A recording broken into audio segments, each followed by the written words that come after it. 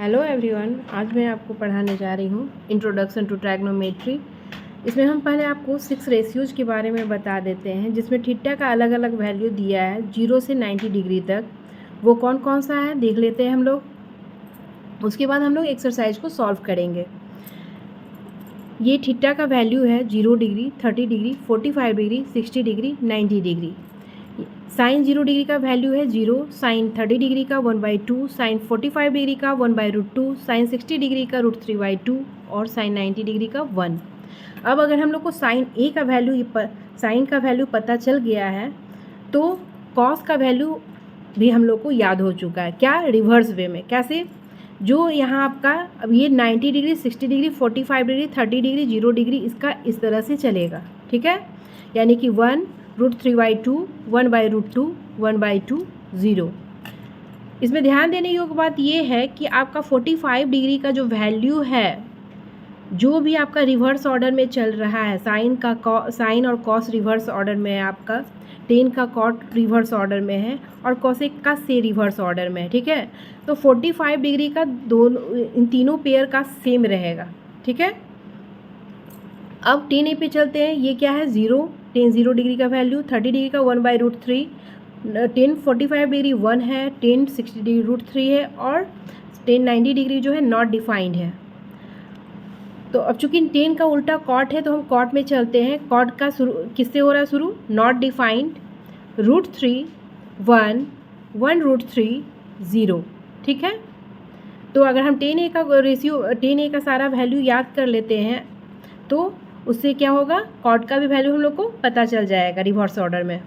फिर एक कॉसेक के जो है पहला आपका 0 डिग्री नॉट डिफाइंड, 30 डिग्री है 2, 45 डिग्री है √2, 60 डिग्री 2/√3 और 90 डिग्री जो है 1 है। तो सेक ए का उसका क्या हो गया? 1, 2/√3, √2, 2 नॉट डिफाइंड। ठीक है, इस तरह से कोई भी तीन साइन ए, कॉसेक ए और टेन ए में कोई भी हम एक याद कर लेते हैं तो उसका ऑपोजिट वाला हम लोग को करने पे याद हो जाएगा। ध्यान दीजिएगा, टेन ए का कॉट ए ऐसे भी होता है आपका ऑपोजिट, है ना, लेकिन साइन का जो होता है वो कॉसेक होता है, लेकिन यहाँ पे साइन का कॉस ए है वैल्यू में रिवर्स। ठीक है, उसी तरह अब चूँकि ये दोनों रिवर्स हो गया, यानी कि कॉसेक का सेक है ऑपोजिट नंबर में। ठीक है, तो ये हमारा टेबल था और इसी टेबल पे हमारा सारा एक्सरसाइज सॉल्व होने वाला है। ठीक, तो हम लोग अब एक्सरसाइज को सॉल्व करेंगे। फर्स्ट क्वेश्चन हमारा क्या दिया हुआ है? Sine 60 degree cos 30 degree plus sine 30 degree cos 60 degree. 60 degree का ऑपोजिट कॉस का 30 डिग्री है और साइन 30 डिग्री का ऑपोजिट कॉस का 60 डिग्री है, यानी ये दोनों का वैल्यू जो होगा क्या होगा? सेम होगा, है ना। रिवर्स ऑर्डर में लिखते थे ना हम लोग, तो ये भी √3/2 होगा। अगर हमको साइन 60 डिग्री का मालूम है तो वही कॉस 30 डिग्री का भी वैल्यू है √3/2। उसी तरह साइन 30 डिग्री का जो वैल्यू है वही कॉस 60 डिग्री का, यानी 1/2 इंटू 1/2। इसको मल्टीप्लाई किए तो आया 3/4। क्यों आया? क्योंकि रूट हट गया और 3 रह गया और 2 इंटू 2 4 होता है, प्लस ये हो गया 1/4। अब जब आपका डिनोमिनेटर सेम हो तो बस न्यूमरेटर को प्लस कर देते हैं, यानी 4/4 कट कर आ गया आपका 1। सेकेंड क्वेश्चन है 2 ten square 45 degree plus cos square 30 degree minus sine square 60 degree. सब का वैल्यू हम लोग पुट किए। ये जो है 2 टेन स्क्वायर 45, यानी टेन 45 डिग्री का जो वैल्यू है उसका स्क्वायर होगा और 2 जो है उस वैल्यू में मल्टीप्लाई होगा। ठीक है, और बाकी जो है आपका उस तरह से चला। फिर इसमें क्या हो गया? ये 1 का स्क्वायर 1 ही होता है, यानी 2 इंटू 1 प्लस ये हो गया 3/4 और ये भी हो गया 3/4। एक प्लस में एक माइनस में कट हो गया और आंसर आ गया 2। थर्ड में है कॉस 45 डिग्री सेक 30 डिग्री प्लस कॉसेक 30 डिग्री। इसमें बस वैल्यू आपको याद करना है, बाकी जो आप सॉल्व नॉर्मली जो है क्वेश्चन सॉल्व करते हैं नंबर वही आपको करना है सॉल्व। इसमें बस इसमें न्यूमरेटर का अलग से होगा, डिनोमिनेटर का अलग से, फिर उसके बाद होगा। जैसे यहाँ पे है कॉस 45 डिग्री है 1/√2, ये हो गया 2/√3 और ये हो गया आपका 2। ठीक है, तो ये तो 1/√2 है, सिंपल फॉर्म में है। इसको हम लोग क्या करेंगे? डिनोमिनेटर में जो है इसको सॉल्व करेंगे। एलसीएम क्या होगा, √3, ये हो जाएगा 2 और ये हो जाएगा 2√3।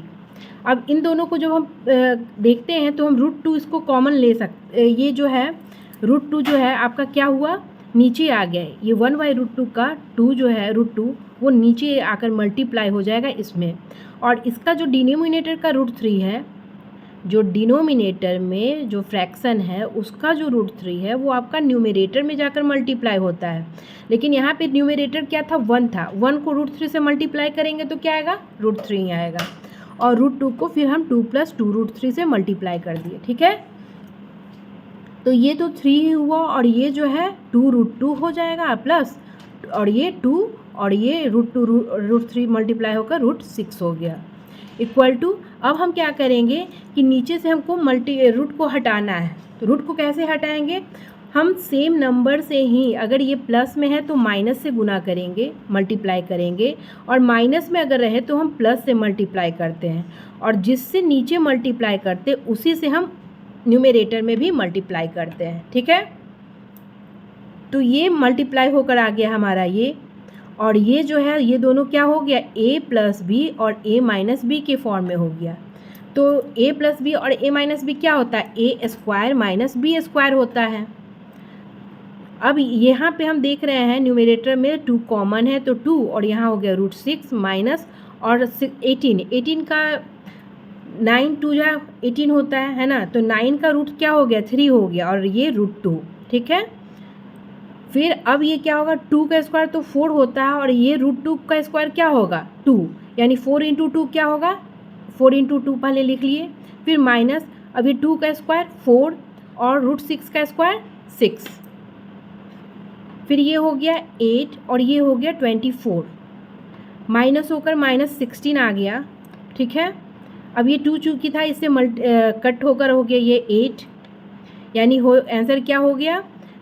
अब देखिए इसमें माइनस हमारा है ना, इस माइनस को हम कैसे हटा सकते हैं, जब हम इस माइनस को कॉमन ले लेते। अगर माइनस को हम कॉमन लेंगे तो क्या होगा, जो प्लस वाला है वो माइनस में हो जाएगा, जो माइनस वाला है वो प्लस में हो जाएगा, यानी -3√2 जो था वो +3√2 हो जाएगा, और जो √6 मेरा प्लस में था वो माइनस में यहाँ माइनस में हो जाएगा। ठीक है, तो इस तरह से हमारा माइनस जो है हट जाएगा, और नहीं तो अगर हम सिंपल भी तो इस तरह से भी लिख सकते हैं, यहाँ -8 कर आंसर देंगे, और यही ये लिखेंगे और -8 नीचे लिखेंगे। ठीक है, और नहीं तो फिर इस फॉर्म में लिख सकते हैं इसको।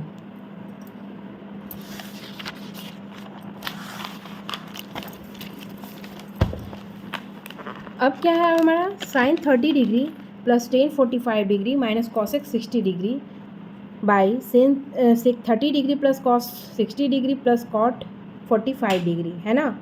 तो हम सबका वैल्यू पुट किए, वैल्यू पुट करने के बाद न्यूमरेटर को सॉल्व किए, डिनोमिनेटर को सॉल्व किए, और चूँकि तो 2√3 दोनों का डिनोमिनेटर में था तो वो कट गया, क्योंकि ये ऊपर चला जाता है, ये नीचे आ जाता है, नीचे आकर मल्टीप्लाई होता है ना, तो मल्टीप्लाई होता है तो अंत में तो इसको कटना ही है, इसलिए हम लोग काट दिए, तो ये हो गया हमारा।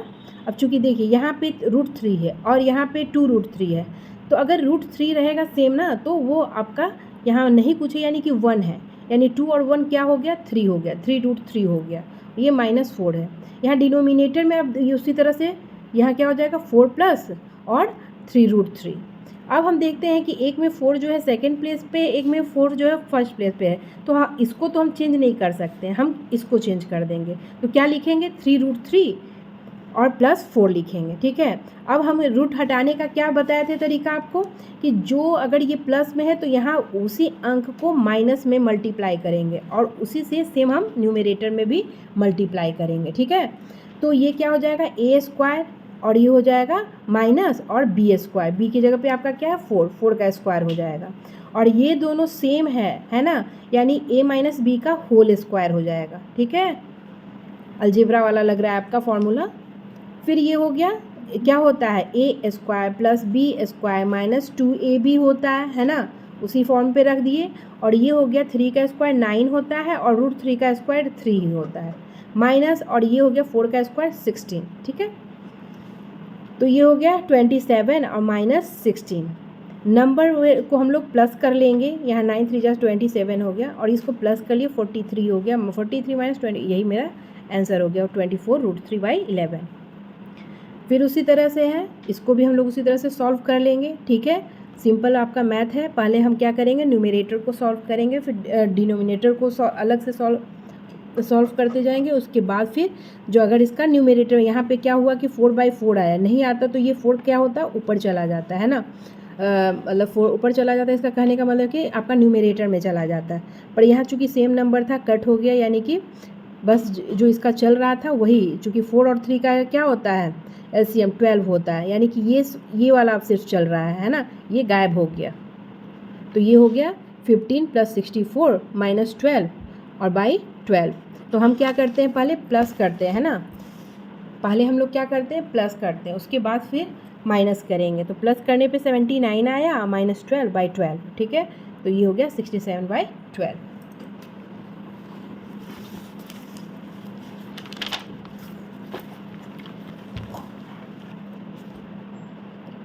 फिर क्या है, 2 का 1 में है आपका, ये क्वेश्चन दिया हुआ है, वैल्यू पुट किए, सॉल्व किए हम, तो आ गया आंसर √3/2।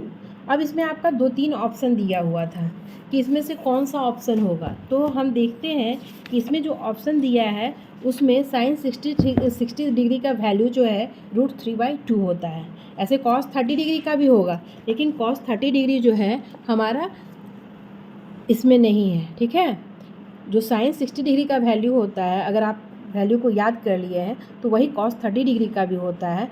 चूँकि कॉस 30 डिग्री यहाँ नहीं है, इसलिए बस आंसर क्या होगा, साइन 60 डिग्री। ठीक है, फिर इसी तरह से ये जो है क्वेश्चन, इसको भी हम लोग वैल्यू पुट करके सॉल्व करेंगे। वैल्यू पुट करके सॉल्व करने पे 0/2 आता है। 0/2 का वैल्यू क्या होगा, 0 ही होगा, यानी कि ऑप्शन डी है। ठीक है, ऑप्शन डी क्यों हुआ, यहाँ पे आपका डी है, वैल्यू 0। ठीक है, फिर है आपका थर्ड में ये आपका क्वेश्चन दिया हुआ है, बोल रहा है कि किस वैल्यू के लिए आपका sin 2a जो है, sin 2a जो है वो 2 sin a के बराबर होगा। तो वो होगा a 0 डिग्री के लिए। जब हम a 0 डिग्री रखेंगे तभी आपका ये दोनों इक्वल होगा, नहीं तो दोनों का वैल्यू डिफरेंट होगा, क्योंकि दोनों दो चीज़ है। ठीक है, 2a का मतलब है कि आपका जैसे आप 30 डिग्री है तो 2a का मतलब 60 डिग्री हो गया, जबकि यहाँ पे क्या होगा, 2 इंटू जो भी 60 डिग्री का वैल्यू क्या होता है, √3/2, यानी 2 इंटू √3/2 हो जाएगा, यानी कि दोनों का वैल्यू अलग अलग आ जाएगा। लेकिन अगर हम 0 डिग्री रखते हैं तो दोनों स्थिति में इसका वैल्यू 0 ही आएगा, यानी सेम हो जाएगा। ठीक है, फिर है 4 आपका, 4 में क्या दिया हुआ है, ये क्वेश्चन आपका दिया हुआ है, इसमें भी इसको भी हम लोग सॉल्व कर लेंगे जिस तरह से सॉल्व करते आ रहे हैं अभी तक। और उसके बाद आंसर आपका क्या आता है, √3 आता है। अब √3 जो है किसका वैल्यू होता है, tan 60 डिग्री का या फिर cot 30 डिग्री का। तो यहाँ पे मेरा ऑप्शन में क्या है, tan 60 डिग्री है, इसलिए आंसर में हम लोग सी देंगे। ठीक है, फिर है क्वेश्चन नंबर 3, इसमें है tan a + b = √3 and tan a - b = 1/√3, जहाँ 0 a जो है, a + b जो है वो 0 डिग्री से बड़ा है और 90 डिग्री से छोटा है या उसके बराबर है, और a जो है ग्रेटर देन b है, यानी कि a का जो है आपका वैल्यू है वो b से बड़ा है। ठीक है, तो tan a + b √3 है, यानी किसका वैल्यू √3 होता है, 60 डिग्री का होता है, यानी a + b = क्या हो जाएगा, 60 डिग्री हो जाएगा। ठीक है, उसी तरह tan a - b = 1/√3, किसका वैल्यू a - b का वैल्यू क्या होगा, 1/√3। tan कौन सा 30 डिग्री का वैल्यू जो होता है वह 1/√3 होता है। ठीक है, इसलिए a - b = क्या हो गया, 30 डिग्री हो गया, ये इक्वेशन 2 हो गया। अब जब हम इन दोनों इक्वेशन का क्या करेंगे, हमको a और b का अलग अलग वैल्यू निकालना है, तो वैल्यू कैसे निकलेगा, दोनों को हम प्लस कर देंगे। ठीक है, प्लस करने पे क्या होगा, ये हम प्लस जब किए तो ये हमारा लेफ़्ट साइड वाला है और ये मेरा राइट साइड वाला है दोनों का। ठीक है, यहाँ पे b प्लस में एक माइनस में है, कट हो गया, और ये a + a 2a हो गया, और यहाँ 60 डिग्री + 30 डिग्री 90 डिग्री हो गया। तो a = क्या हो जाएगा, 90 डिग्री/2। 90 डिग्री/2 क्या होता है, 45 डिग्री होता है ना। फिर है putting the value of A in equation 1। अब ए का वैल्यू हम लोग को पता चल गया है, तो हम किसी भी एक इक्वेशन में इसका वैल्यू पुट करेंगे तो हमको बी का वैल्यू पता चल जाएगा। तो सिंपल सा जो है ना, हमको ए प्लस बी वाला ऐसे में चूज करना चाहिए, क्योंकि ये दूसरी साइड जाएगा तो क्या हो जाएगा, माइनस में हो जाएगा, है ना। तो ये हो गया हमारा बी इक्वल टू क्या हो जाएगा, 60 डिग्री और माइनस ये 40 डिग्री 45 डिग्री यानी कि 15 डिग्री। यानी ए का वैल्यू है 45 डिग्री और बी का वैल्यू है 15 डिग्री। ठीक है।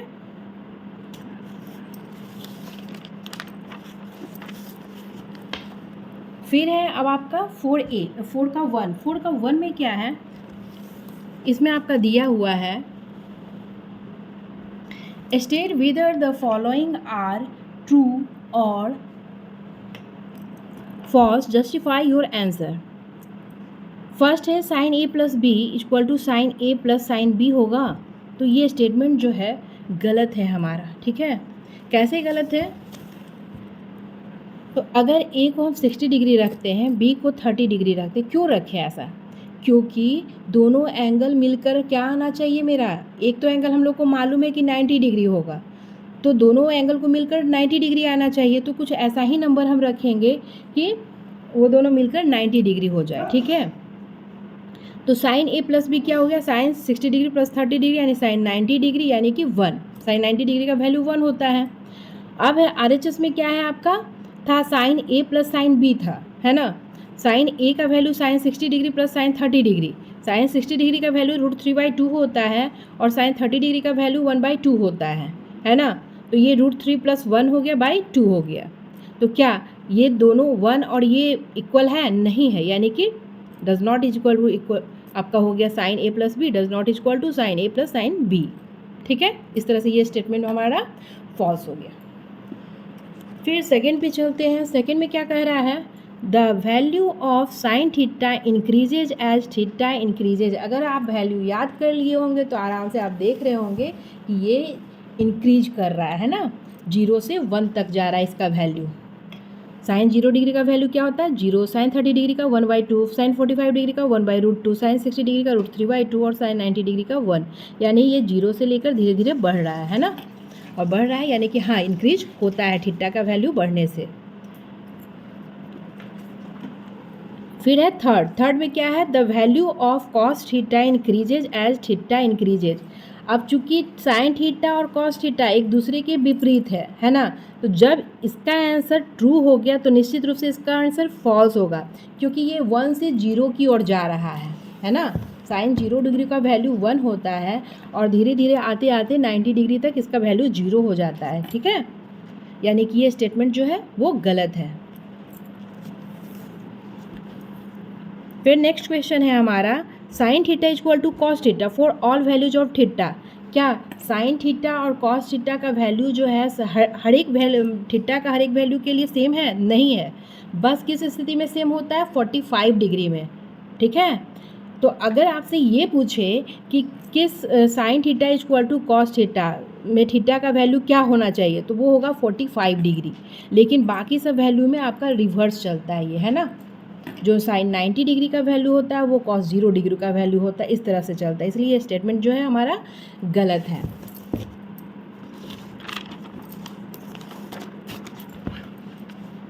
ठीक है,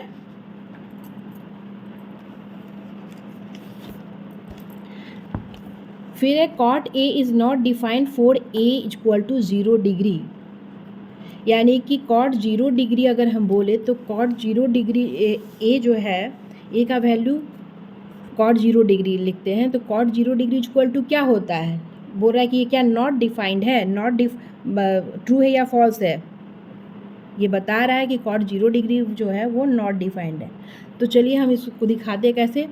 तो कॉट इक्वल टू होता है cos theta by sine theta. ठीक है, यानी cos 0 degree by sine 0 degree. ठीक है, अब कॉस 0 डिग्री का वैल्यू 1 होता है, साइन 0 डिग्री का वैल्यू 0 होता है, तो 1/0 क्या होता है, नॉट डिफाइंड होता है, यानी कि स्टेटमेंट सही है। ठीक है, आशा करते हैं आप लोग को समझ में आ गया होगा। अगर ध्यान से आप समझते हैं, मेरी बातों को सुनते हैं, तो डिफरेंट टाइप का भी क्वेश्चन रहेगा तो आप उसको सॉल्व कर सकते हैं, क्योंकि हम बीच बीच में आपको डिटेल में इसके बारे में बताते जाते हैं, है ना। तो प्लीज़ प्रैक्टिस कीजिए, औरों को भी इस वीडियो के बारे में बताइए ताकि वो भी सब्सक्राइब करें और शेयर करना न भूलें। Thank you.